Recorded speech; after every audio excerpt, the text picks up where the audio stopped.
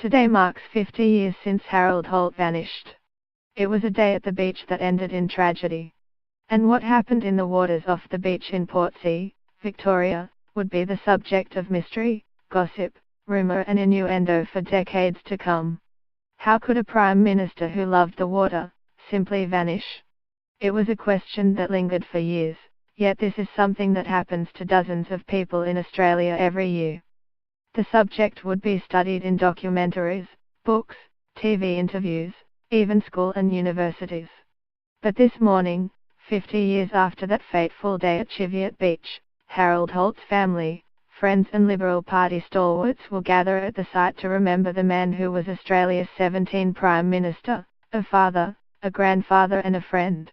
Shortly before 11 a.m. they'll stand as one, 3 generations of the same family, pausing at a memorial in Holt's name, to honour his life.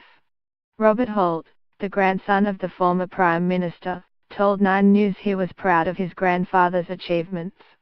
He was a genuine humanitarian with a profound empathy for others, he said. I have seen my father display these traits over a lifetime. This is one of the many ways my grandfather has revealed himself to me.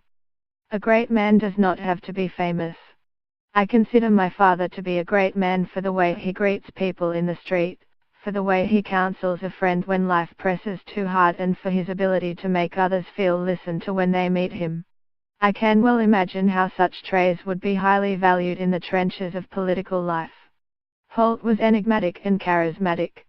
He was a charmer, as his son Sam recalled to 9 News. He was always a friendly, beaming happy man, Sam said. He got on extremely well with people. He was always terrific to have around. You, sort of, were conscious he was a Prime Minister. He was just an extremely pleasant fellow.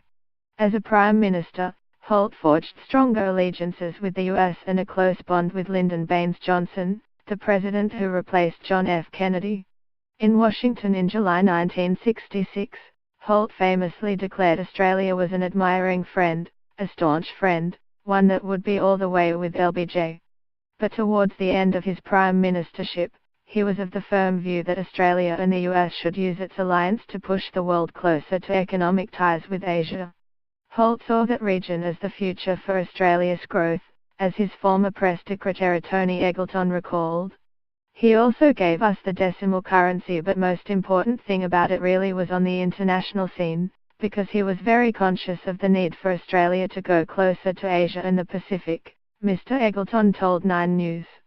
And consequently, instead of the traditional visits to London and Washington when you become PM, he wanted first to visit Asia and the South Pacific, which is what he did. He established a good rapport with the leaders in Southeast Asia. He did, of course, also have a strong relationship with Lyndon Johnson. But his real interest and focus was to make sure that Australia began to recognise that it was very important for Australia's future to get close to Southeast Asia and the Pacific. Indeed, in the last conversation I had with the Prime Minister, on the Saturday before he died on the Sunday, he was talking about next year and what we were going to do.